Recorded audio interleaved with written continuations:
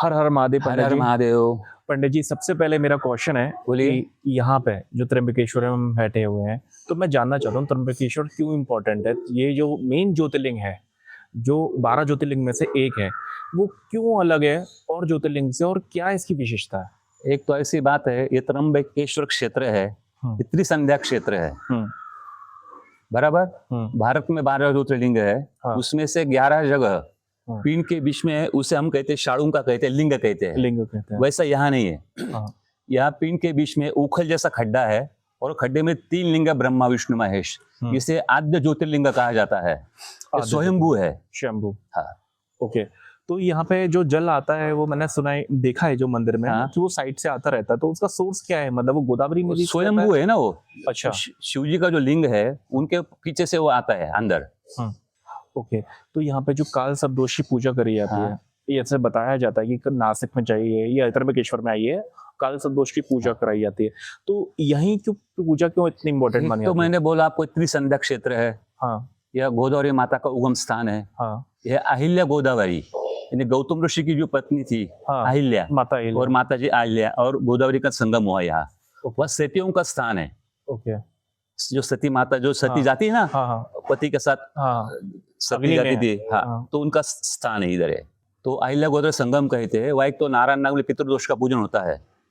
पितरों का उद्धार होने के लिए वो पूजन किया जाता है। पुत्र संतान जो भी है, शादी विवाह में रुकावटें आती है, व्यापार उद्योग व्यवसाय है, घर का आरोग्य वगैरह है, आपकी स्टेट कहाँ मिलती नहीं है, कोर्ट में केस, अनेक प्रकार के जो दोष रहते हैं, कुंडली में वगैरह, पितृदोष निवारण के लिए वो पूजन किया जाता है, नारायण नाग बलि। तो नारायण नाग बलि किया जाता है, और इसके साथ साथ काल सर्पदोष भी है। किसी कुंडली में होता है तो जनरली क्या सिम्टम्स हमें को देखने को मिलते हैं लोगों की? एक तो उसका अनसक्सेस रहता है आदमी। अच्छा, अनसक्सेस रहता है, उसका बीमारी थोड़ा जकड़ लेती है उसको, बराबर है। उसके बाद में बीमारी मीन्स पीठ दर्द वगैरह या सर्दी, कुछ भी हमेशा चालू रहता है, कुछ ना कुछ ऑब्स्टेकल रहेगा, और अनसक्सेस रहता है। मतलब आप चाहें तो आप कितना भी प्रयत्न कर लें, उसमें कुछ ना कुछ रुकावट जरूर आएगी, कुछ ना कुछ बाधा आती है। काल सर्प का ऐसा है, जो अपने ग्रहों का दोष होता है। नक्षत्र शांति होती है, आश्लेषा, मघा, मूल नक्षत्र होते हैं, रेवती है, उसमें से अपना बाद में तिथि दोष होता है, अमावस शांति बोलते हैं। कृष्ण चतुर्दशी शांति की, यानी 30 दिन, महीने में जो अपनी 15 दिन जो आते हैं, पूनम आती है शुक्ल पक्ष की, और कृष्ण पक्ष में जो आती है 15 दिन अमावस होती है।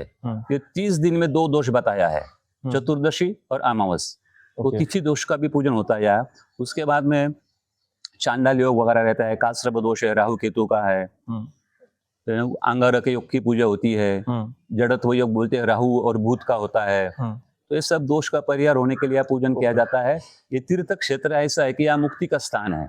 या अहिल्या गोदावरी संगम है, गोदावरी माता का तो उगम हुआ है, ज्योतिर्लिंग त्र्यंबकेश्वर है, या 3 लिंग स्थापित है ना, ब्रह्मा स्वयंभू है, उस कारण उसमें पावर से वो जल्दी फल मिल जाता है यजमान को। तो अगर कोई मतलब कोई और पूजा कराता है, जैसे कि मान लीजिए काल सप्तदोष की किसी भी ज्योतिर्लिंग पे जाके करवाता है या कहीं पे और पे करवाता है, बट यहाँ पे करवाने का उसका मेन मोटिव क्या हो रहता है? ऐसा है, एक जो स्थान महत्व होता है।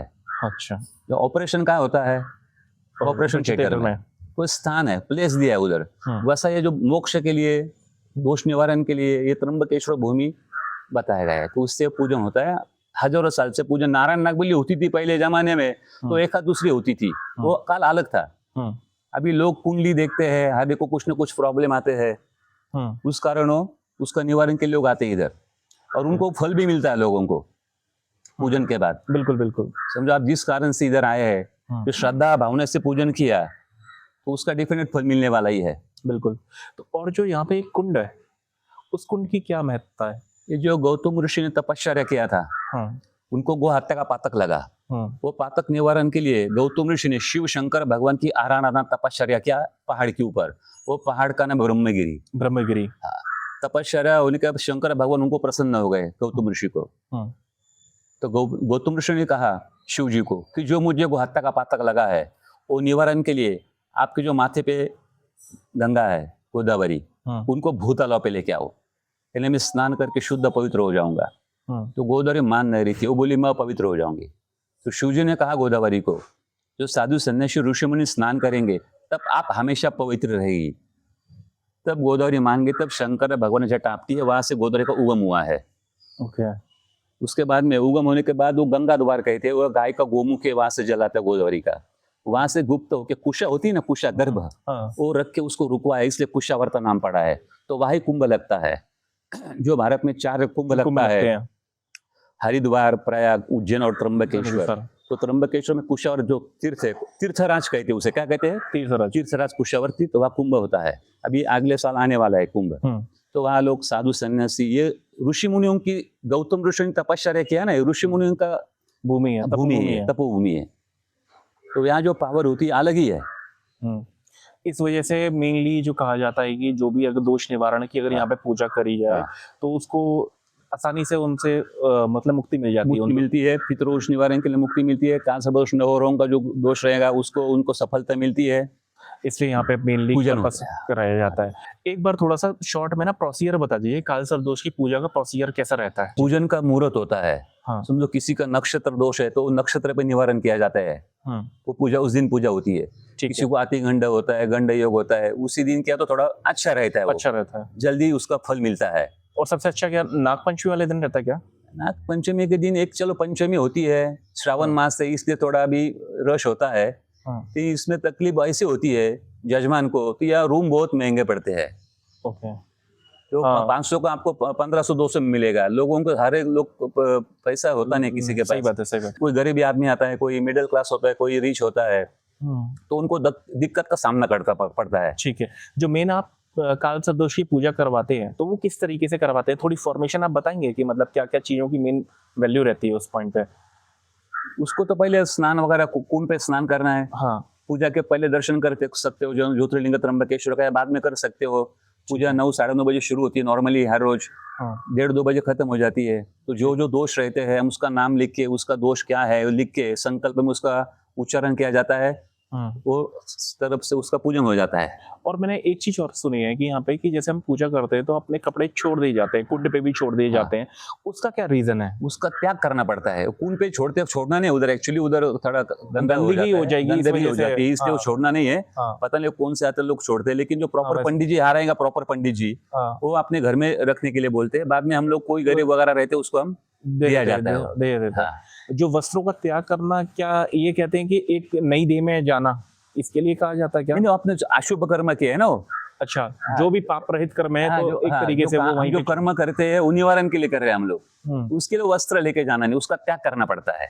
ठीक है, इसलिए स्नान के बाद में वो वस्त्र छोड़ देना पड़ता है। एक बात का बहुत जरूर ध्यान रखिएगा, कभी भी किसी भी कुंड के आसपास, जो भी देव भूमि के पास जो जल स्थान होता है, वहां पे कपड़े नहीं छोड़ने चाहिए।